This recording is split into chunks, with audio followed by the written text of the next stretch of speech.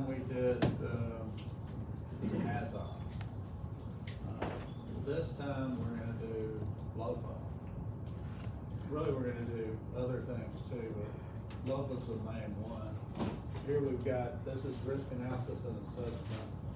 And so the last chapter was basically hazards, and it's not very quantitative. This one is more quantitative. So this is where most of the questions on the third test come from, this one chapter. You know, I might have a question on relief valves. I might have a question on ASOC, kind of similar to what we did last time. But majority of the questions would come down to this chapter, because it has equations and calculations. So we got first a little bit about probability theory, then we've got event tree, false tree, bow tie, and then talk about quantitative risk assessment. Although quantitative risk assessment, we don't go too deep on that, just because it's too complicated for one of our plants. It's not gonna happen. And then Lopa is where everything is at, right? So when we talk about probability, it's really because we want to know what's the probability of failure. In a lot of safety systems, you talk about the probability of failure on demand. So it's important to know a little bit about this probability. And so the probability that something is going to fail is kind of the opposite of the reliability. So the failure probability is 1 minus the reliability probability. And so you've got a term here, there's a minus U and then there's a T. So it's one term that's kind of defining it, and then it's also related to time. So then you've got the mean time, about 20 failures as well. And the practical part about that is if you have a safety instrument system in your plant, then the probability that it fails on demand is a function of how often you test it. So the calculations that go in here, they calculate, they say, oh, we're gonna test it on this frequency.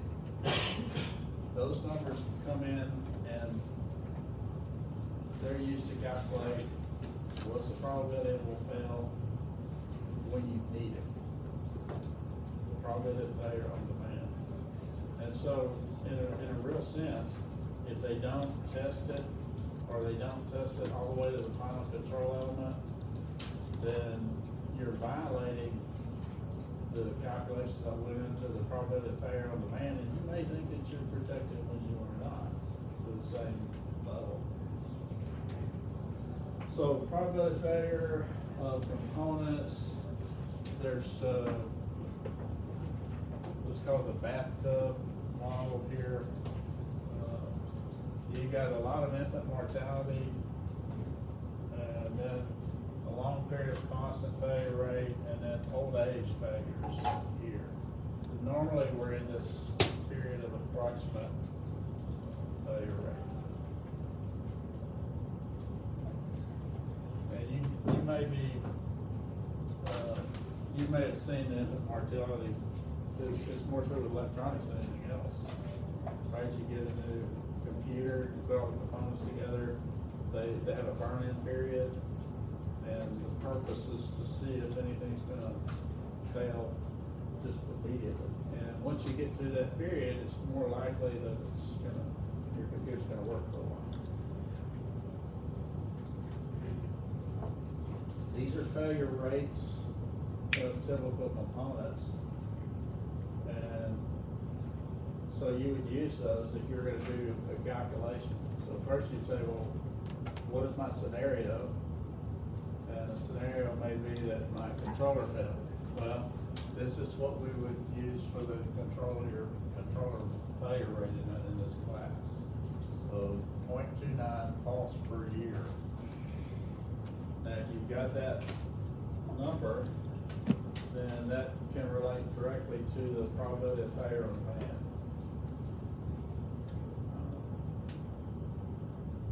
So this table will be important when we do our calculations. Then we've got probability failures here, the probability theory here, about how to add things up if you have multiple components. So this was the, the probability, the failure rate of individual components, but usually we have a series of components that are put together, even for a control system. Like for this system, we've got a control valve, we've got a controller, and we've got a flow meter here. Okay. So you would have to take all three of them into consideration, and you join them either by these OR blocks or these AND blocks, depending on whether it's in this parallel failure, if it takes all of them to fail before it fails, or if it just takes one of them, if they're in order series. So if you have a link of components and they're in series, then any one of them fails, your system fails, then use this OR block. Whereas if it takes all of them to fail, then you would use this AND block.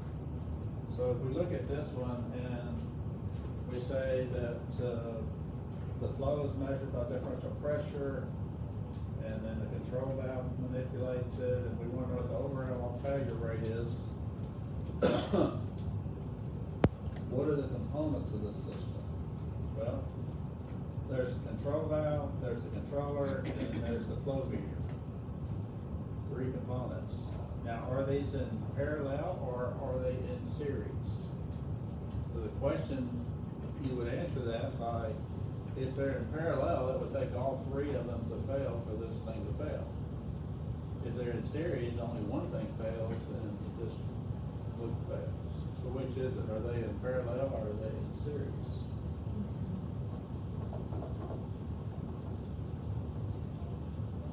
Does it just take one of them to fail? Or do they all 3 have to fail for this to stop working?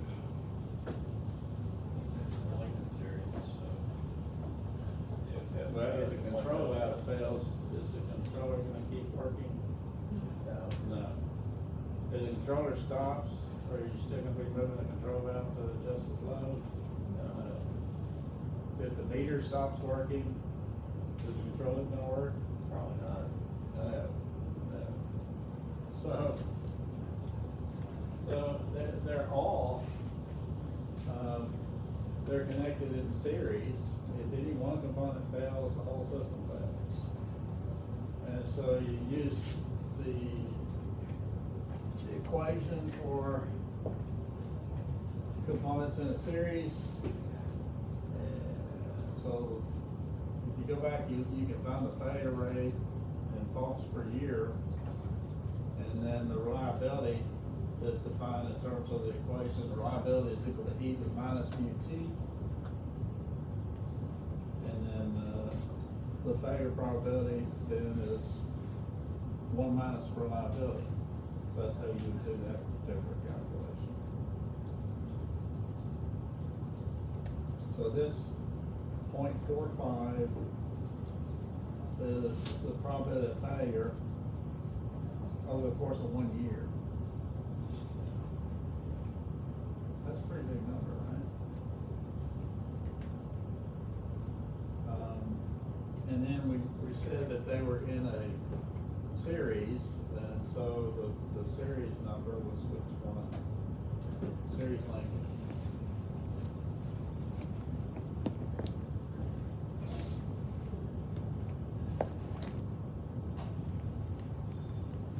Which one is the series? The top ones or the bottom ones?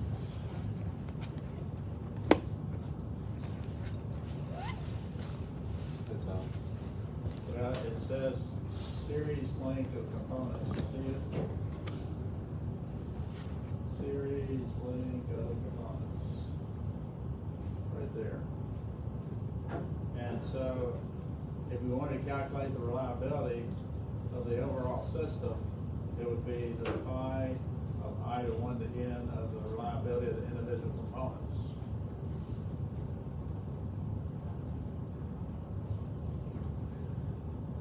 So we already said that the reliability of the individual components are these numbers. So the reliability of the system would be multiplying these three numbers together, like this. This one times that one. So it's 0.1. And then the failure probability is 1 minus that. So 0.9 per year.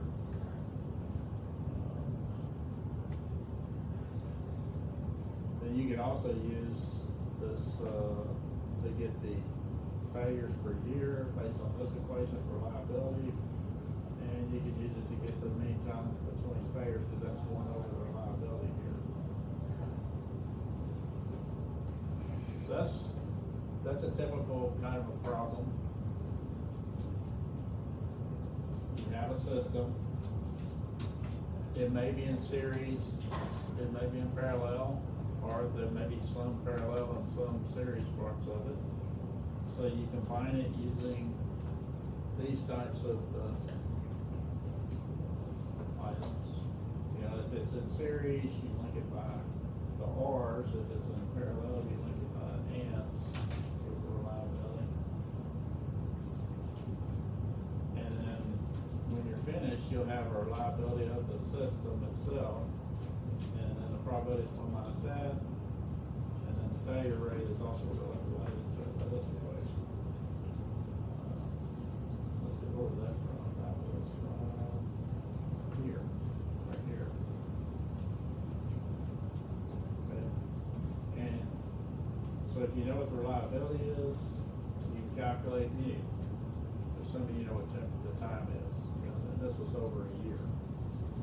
And if you've got mu, then you can calculate the mean time between failures, because it's 1 over that. So those are the equations that go along with it. So let's see. Here we have a safety system for a chemical reactor. The reactor contains a high pressure alarm, so large operator, limit of dangerous reactor pressure. It consists of a pressure switch on the reactor connected to an alarm light indicator. Then you've got an additional safety system, which is a high pressure shutdown system. And so if the pressure is higher than the alarm system, then this switch activates the solenoid valve in the feed.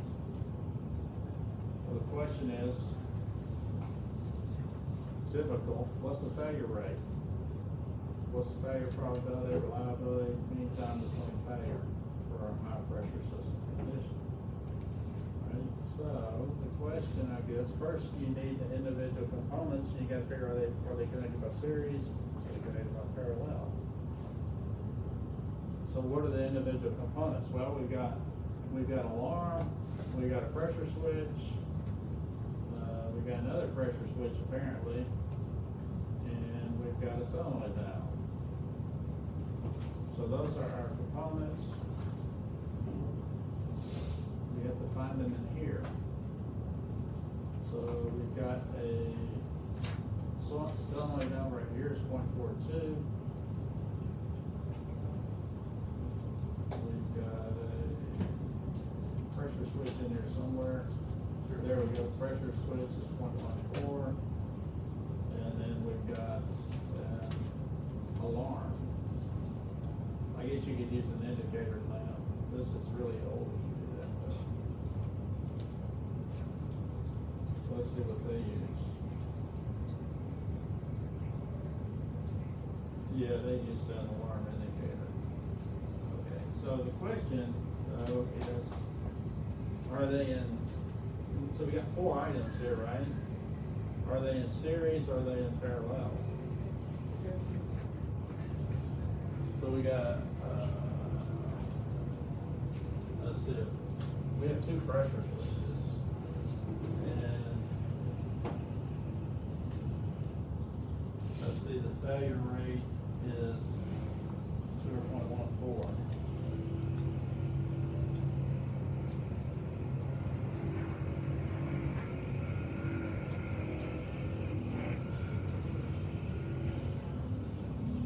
And then we've got an alarm.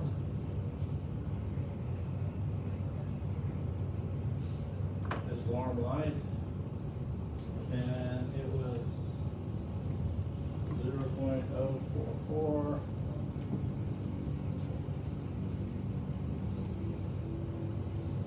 And then we got, the other thing was like, sunlight down, which is 0.42.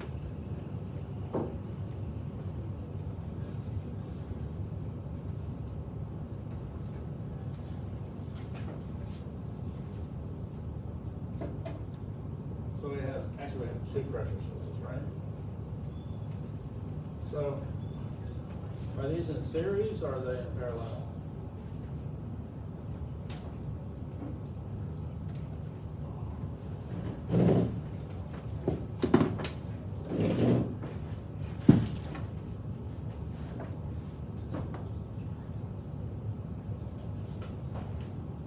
The answer is yes.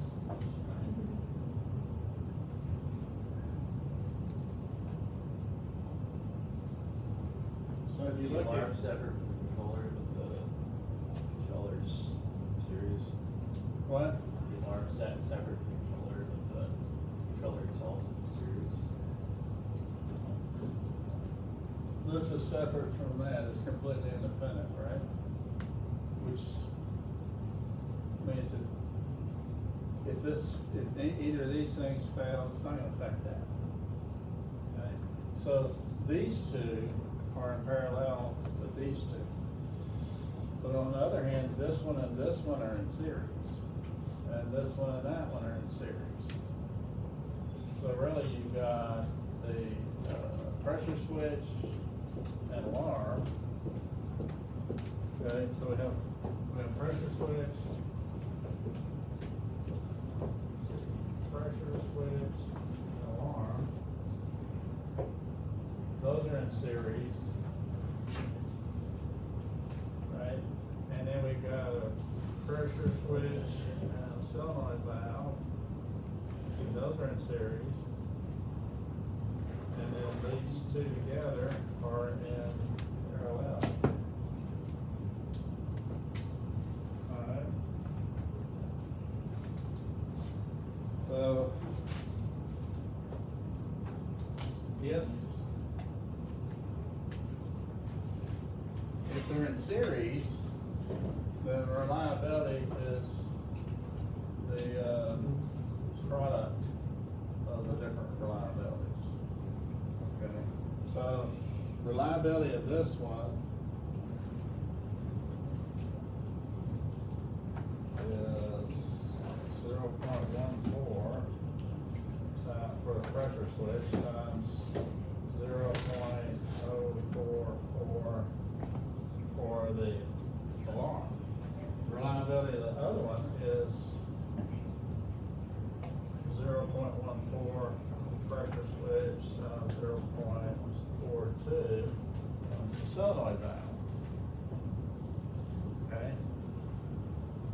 But then those two are in parallel to each other. And so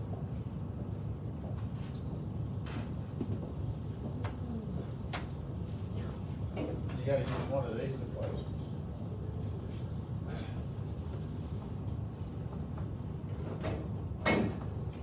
So the probability of failure here is 1 minus the reliability. So, I mean, this equation is pretty easy to derive from that one. But so if the probability is 1 minus, let's call this reliability 1 and reliability 2, then for the whole system, this first you'd say that the probability of 1 is equal to 1 minus R1, and probability of failure 2 is equal to 1 minus R2. And then the probability of failure of the whole system is gonna be this equation here. So the probability of overall is equal to B1 times B2. Right? And then reliability is 1 minus that. Okay, so you basically had to work it one piece at a time. You know that you got 2 items for the reactor that are independent here, but these 2 are in series, these 2 are in series, but this is in parallel with that. So first you get the reliability of this, then you get the reliability of that. That gives you the probability of failure of these 2. And so then from that, you can get the probability of failure of the whole thing. So that's what they do. They first get the alarm system. So this is the alarm system, reliability.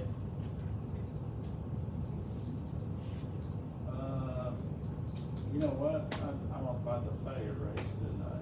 I didn't multiply the reliabilities together, so those are not the reliabilities. It's e to the minus mu of that value.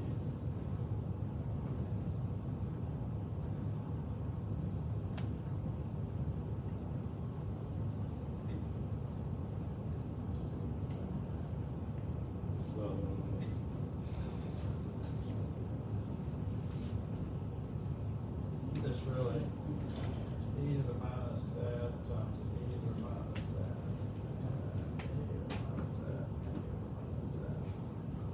And that's assuming it's 1 year, which it is. So time is equal to 1 year.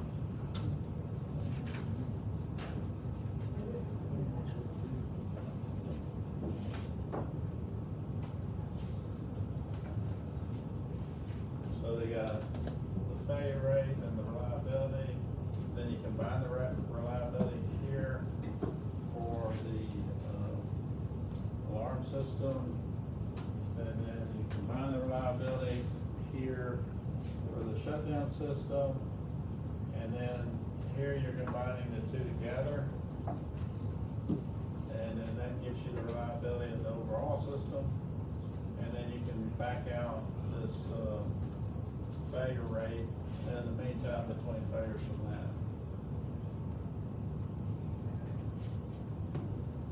All right. So that's the kind of problem that you'll probably get, because it's, yeah, just fundamental probabilities here.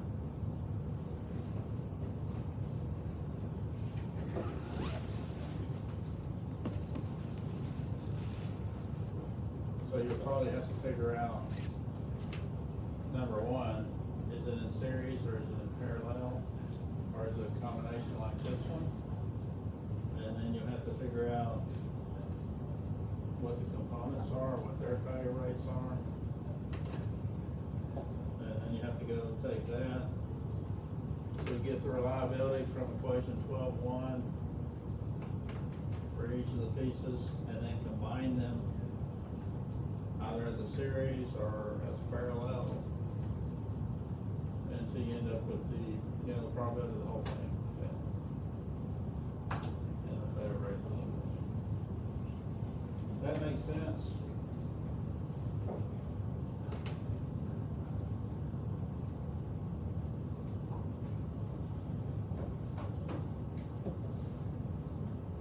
Do you see how this one works? Do you see how this one is done?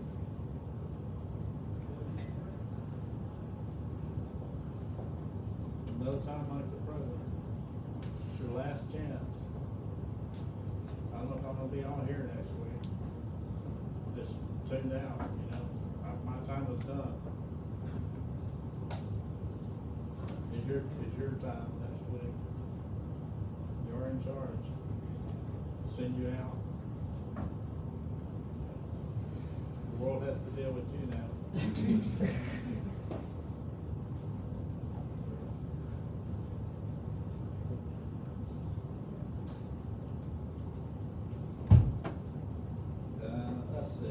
if, maybe we'll find another example right here.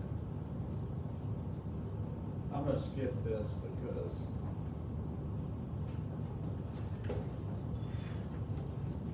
it's not, it's a little more complicated if you do it this way. This is an approximation, but it's good enough for us. You don't have any cross probabilities. So let's skip that part. There's also a revealed and unrevealed failures. And this is important to understand. So a revealed failure is when a system can fail and you instantly know about it. An unrevealed failure is a system that can fail and it's failed and you don't know about it. Which one is better from a safety standpoint?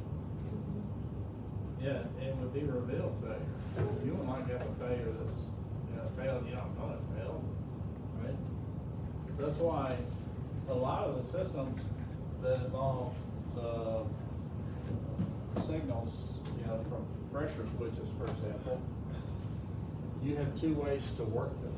You have two ways to deal with it. You can say that the pressure switch being turned on will shut down your system. Or you can say that the pressure switch being turned off will shut down your system. Okay, now which way is revealed and which way is unrevealed failure? Well, if it takes the pressure switch to turn on, but the pressure switch is broken,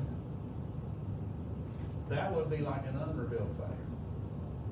Because you're expecting the pressure switch to turn on as the pressure goes up, right? But the pressure switch is broken, but you don't know it because it's not turning on, typically. Okay? On the other hand, if the pressure switch is normally on and then it turns off to shut down your system, then if it breaks, more than likely, it's going to turn off and shut you down, and you will know.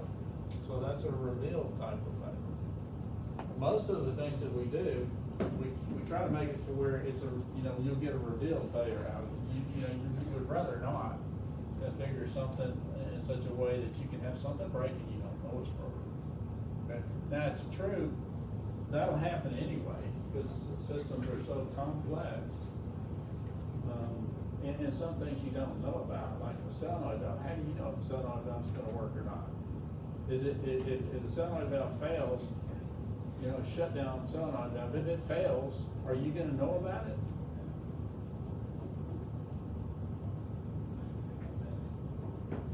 Most likely not. Most likely that solenoid valve failed, and when you try to use it, it doesn't work. You didn't know that it failed. So I mean, there's not much you can do about that, because you're not going to set it up to where it's differently. So how do you get around that? How do you deal with the fact that you have shut down solenoid valves that may have failed and you don't know about it? The answer is you have to test it. That's why you test all the way down to the final control element. Then it's only going to be an unrevealed failure for a certain amount of time. So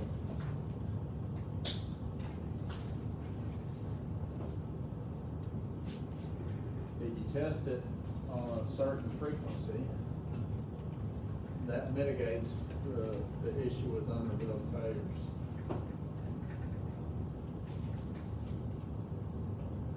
The unrevealed, the unavailability of the system depends on the inspection rate. Is the key thing there. So I'm not going to do this one. The availability and unavailability for the alarm and the shutdown system, example 12.2, assume the maintenance inspection occurs every month, and if the repair time is negligible. Okay, so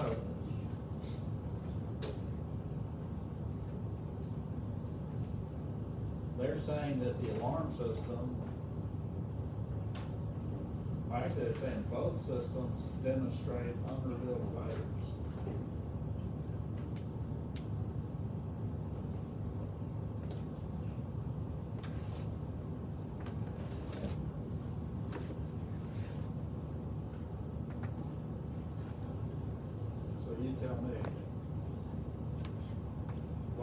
say that this has unrevealed failures.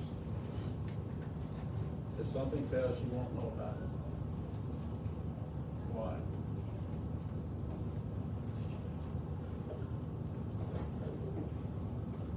Your alarm would go off while your pressure's too high, but if the one's broken, then it would just never go off. You have to be a little bit louder, right? Your alarm would only go off if your pressure's too high. If the alarm's broken, it would never go off, so you never know what your pressure Yeah, is. the light burned out. How would you know about it? You wouldn't. You wouldn't know about it until you tested it. Now, you may be able to configure the pressure switch to where it's a revealed failure though. But the light, not so much. Unless you wanna have a light that says, I'm not an alarm. Usually we don't do that. Actually, we don't use lights very much anyway. On the other one, the solenoid valve, you don't know if the solenoid valve's broken or not. You can set up the pressure switch to where that'll be a revealed failure if it breaks. But the solenoid valve, you're not gonna be, you're not gonna set it up to where it's closed. You can't operate that way. So you don't know if it's broken or not. So you could have an unrevealed failure of the alarm light, or you could have an unrevealed failure of the solenoid valve. I don't know what they do, but we really don't care. It's really the concept that's important. And the way you alleviate that is you do periodic testing.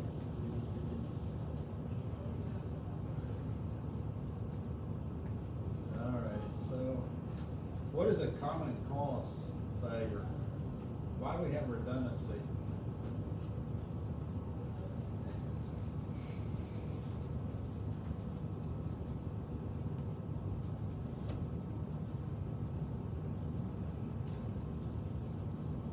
Yeah, I remember a common cause failure on our DCS one time in Border. So they had just cut over. They went from pneumatic controls to electronic controls. And so they have these remote instrument enclosures out in the field near each unit where they put all the termination of cars and everything. And then they tie that in with a fiber into the control room, which is outside the gates by the old school there that they bought from Phillips, Texas. There used to be a Phillips, Texas next to their refinery until there was a big explosion and then, flattened a bunch of buildings, and so then Phillips bought it out. So but they kept the school, and they built the control room, the new control room right across the street from the school. But anyway, they connected up with fiber, and they said, well, what if somebody cut all our fiber? That would be bad, and we would lose view of everything, couldn't control anything. So what they did was, they routed it two different ways for redundancy. So that if somebody cut the fiber in one spot, the other fiber would still work. And so imagine their surprise when just a few months into it, they lost everything. It was like somebody cut both fibers at the same time. And the reason, or how it happened, was right there where those two pieces of fiber came into the control equipment, that got disconnected. That's a common cause failure. So yeah, they had redundant fiber, but there was still a spot where they both came into the TCS. Okay, so we've got event trees. We talked about what an event tree was. Here we're gonna talk about the math behind it. So you start with an initiating event and then construct a tree that describes the possible sequences. Here's the reactor. The loss of cooling initiating event is what we're talking about. And so here would be the tree that they came up with. So the initiating events, one occurrence per year. Let's see, did we do, no, we didn't talk about where this comes from. But you did have to start with something, failure rate. And then we've got a high temperature alarm alerts the operator. The probability of failure on that is, 0.01. So there's a 1% chance that the operator doesn't respond to that alarm. 99% that they do. If they do, then they could either restart cooling or not. And they may or may not shut down the reactor depending on when the cooling restarts.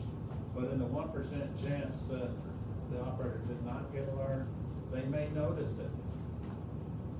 So they may notice it 25% of the time.